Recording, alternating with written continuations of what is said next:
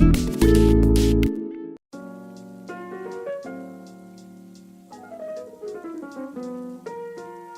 everyone, this is a bit of a different kind of video. I don't usually make stuff like this, but today I'm going to be showing you how I color grade or color correct my footage. So I'm going to be going through 4 different clips here. The first one is from a review video. The second one is from Neon Runner. Don't get excited, there's no spoilers, it's just some clips from the trailer. The third clip is just from like a chat with Catnip type thing. And the fourth clip is a skit clip. So I'm just going to show you, because these are like 4 different ways in which I grade footage. So I'm in Premiere Pro CC 2018 by Adobe. So I'm obviously going to be going through how I color correct here, but you can hopefully use this on any different software that has color correction. So I'm going to click on my project tab here and then click File, New, and Adjustment Layer. Now the settings should be exactly what your footage is, and I'm going to just drag that on top and pull it over all my clips, and then I'll make cuts so that each different clip has a different one. And what this basically is, it's like a color correction layer on top of your footage. So if you screw it up, you can just delete it. Also, basically you don't have to color correct every single file or copy it and paste it to all the files. You just put a layer over all of your clips and it perfectly color corrects all of them. Actually, I'm gonna get rid of these cuts. So what I always do, I go to my effects tab and I type in tint, and I drag it over my adjustment layer, and that's going to make everything grayscale, but that's normal. And then I go to Lumetri color and I drag that on top. Now I'm going to be explaining what all of these things do so that if you don't use Premiere, you'll be able to understand this and apply it to whatever software you have. But I'll make those cuts again so that each clip has their own adjustment layer. Let's go and click on this adjustment layer, and if we scroll down we have these 2 effects. Now what tint does is it basically sets black and white to a different color. So right now everything that's dark is being made tinted black, and everything that's white is being tinted white. And if I take down this amount, it will put the colors back. And what I want to do is choose cooler and more interesting colors than black and white, and then turn this tint down. So I'm going to go to black, and I always pick a color in this kind of a range. I never go any higher than about cyan, and I never go any lower than magenta. So for cyan, you can pick this kind of a dark cyan color, and it looks fresh but can be a little bit creepy. Would recommend a cyan or maybe even a straight up just green for horror films. And for magenta, it gives a very warm and unique feel, but it can look a bit muddy and awkward. My favorite color to use is this kind of a cobalt blue right here. It's cool, it's not too intrusive, it's really nice. For a warmer video, I might want to go into this more like royal blue, which gives you also a deeper black. And you might want to go into this sort of royal purple as well if you want to add some warmth. But because this is just a typical review video, I'm going to go into my favorite cobalt blue right here and pick this color. Now for my whites, the coolest I'll ever go is like a pale pink color, which I don't use often, but you know, just for special videos I guess. And I guess the other like extreme I would go to would be like a yellow, which I don't love. It's more for like a very specific type of video. Again, if you're going for that kind of creepy vibe. But my favorite colors to use are oranges and reds. Probably the best color you can use is a pale orange. So this is orange and blue. I'm gonna make this orange a bit warmer so it's a bit more like a peach. And what we've got at the moment is this. So you can keep fiddling around. I might just make these tints a bit more extreme just to show you what it does, but we'll stick with that for now. Now obviously this looks pretty crazy, but if you take down the amount and make it maybe 30, there you go. You've got a really nice look, and it might look normal to you, but if you turn off the adjustment layer, that's what I've done. I basically desaturated all the colors, added a lot of warmth with that orange, but I also brought out some nice cool tones with that cobalt blue. I'm actually going to bring this up to maybe 40 just to show you what it's really doing, and that looks much more intense. Your editing software might not have tint, and that's alright. I just wanted to show you in case you do. Next, I'm going to go into Lumetri color, and that basically just means your normal color correction. If you're using a different editing software, it probably won't be called Lumetri color. Just go with whatever feels right. So I'm going to go to my basic correction, and here I usually like to lower the temperature to about -5. Just adds a little bit of cool tone, especially if there's a bit too much orange. If you have a very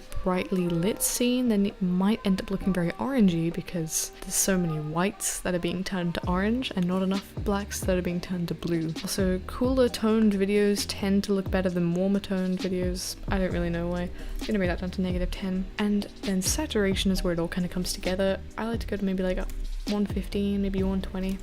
Again, these numbers will be different for you if you're using a different software, and it just brings up the saturation that you lose by using tints. Oh yeah, by the way, if you don't have tint as a preset, this is what I used to use. When I used Final Cut Pro to edit, this is like how I would color correct, because I would just drag my shadows to blue and usually my highlights to like something a bit warmer, and that's how I would color correct.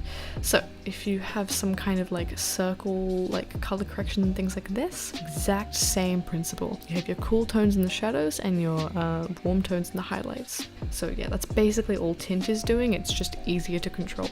Next we come down to curves, and here I'm just going to be making the footage a little bit lighter, and I'm going to bring down the very bottom of this curve. Basically what happens is when you tint your footage, you end up muddying your colors a bit because all of the pure whites and the pure blacks have been turned into orange and blues. But what I'm basically doing is I'm resetting all pure whites back to white and all pure blacks back to black, which makes the contrast more consistent. It's hard to explain in words. If you don't have curves, that's also fine. You probably will have some kind of highlight editor. If you have some kind of other lightness thing that you like to use to make your videos brighter, then totally just use that. Nothing looks worse than a video that looks like this and it's all kind of faded.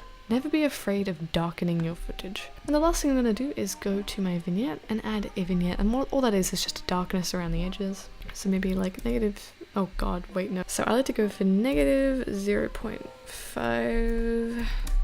And if you did have a vignette that's a bit too intense, you can always just feather it out, and it just adds a little bit of a nice touch. I think I want to bring up that saturation.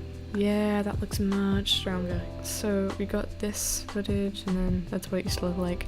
Always check back with your stills. Quite often I'll correct some footage and I won't like it, and that's okay. If you feel like you prefer the raw footage over the colored footage, it probably means that you colored it wrong. Anyway, moving on, let's work with some neon runner footage. So, it looks so cool in black and white. Can I just say that? Like, wow. Another really cool thing is just to make your footage black and white to see if you've got the tones right. Not to toot my own horn or anything, but this is a nicely set up shot because you've got pure blacks, pure whites, and some midtones. You should always have all three. Well, typically, obviously, it's always situational. You know, one of my favorite color combinations is, oh, what is it? Magenta, like a straight up magenta, and bright cyan. Seriously, it's so much fun. It's so 80s. If I bring this down, like, you'll see it just looks so cool. I might even stick with that. I might just make this a little bit cooler. Yeah, I like that a lot. I mean, just check what the difference just that makes. So because this is more of a dramatic video, I'm actually going to lower the saturation. Obviously, it always depends on what you're going for, but for moodier videos, never be afraid to lower the saturation too. I'm going to bring down my shadows there, and I'm gonna obviously lighten this up just because it's quite dark footage, and just look at that. That's so cool. It's just brought out so many cool colors. Oh, I love that so much. And I'm gonna add a very dramatic vignette, maybe like -3, and maybe just feather it out a little bit. And there we have some color corrected neon runner footage right there. And obviously I'll turn up the saturation just so you can see. I think for this I probably would usually saturate it just because it's got those bright neon colors that need to pop. Generally, for a kind of moody dramatic video, I would desaturate my footage. And much of Neon Runner is desaturated because it gives you moody tones. But there you go. And then it's got some more neon 80s tones. Next up is a Catnip's Corner video. I just thought I'd show you how I color correct these. And oh, actually I'll show you my favorite combination, or one of my favorites. Is a royal purple and a light yellow.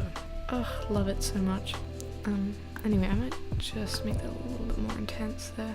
A lot of color correction is just messing stuff around. I color correct all my footage, and I have since about 2016, so this is my third. I think I started color correction when I made Indigo Ponies, which was in January, so this is basically my third year of color correction on almost like weekly basis. so I'm very comfortable with it now. I always like to saturate Catnip's corner stuff, or just chatting videos, because they're kind of boring videos, so I like to make them fun. So basically, what I would normally do, right, is I bring up this curve a little bit, and then I bring down the shadows to balance it out. But on the flip side, if I was going to darken the footage, I would do the opposite. So I would bring this down and I would darken it just a bit, and then I bring up my highlights just a tad, just to add that balance, and I quite like that. Again, don't be afraid to do things that are unconventional. Usually people hate to darken their footage because it's not pastel, but try it. Always try it. I really like how that looks, and I probably wouldn't have done it had I not wanted to experiment. And I'm not going to add a vignette because I think it's not good to be reliant. I used to be very reliant on vignettes. I used to put them on everything, but it can look a bit cheap or tacky after a while. And our last footage is just a clip from a skit.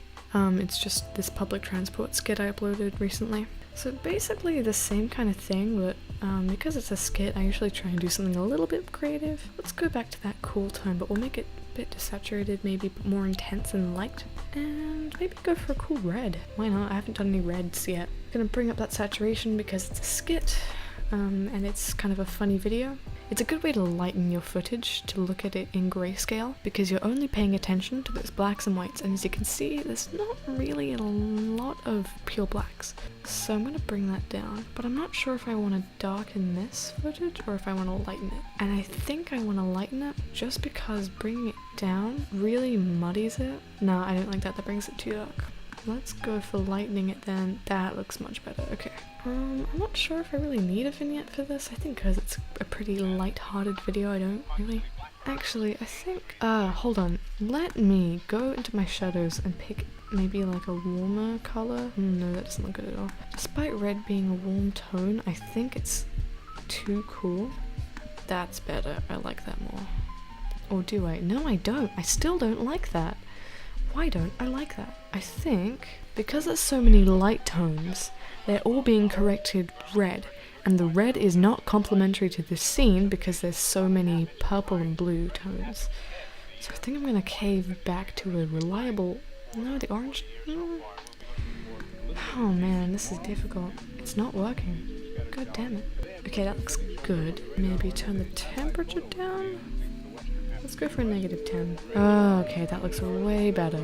Okay, I think that looks awesome. Alright, glad we figured that one out. Moral story is color correction is difficult and it usually doesn't look good on the first try. So anyway, we got our toy review, we got our neon runner, which I like this one the most, I think. We've got our Catnip's corner, and of course, our public transport stuff.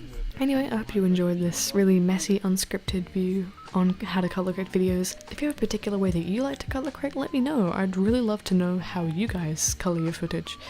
Yeah, and until next time, see ya! I'm gonna go to sleep. It's 1:22 in the morning. My goodness.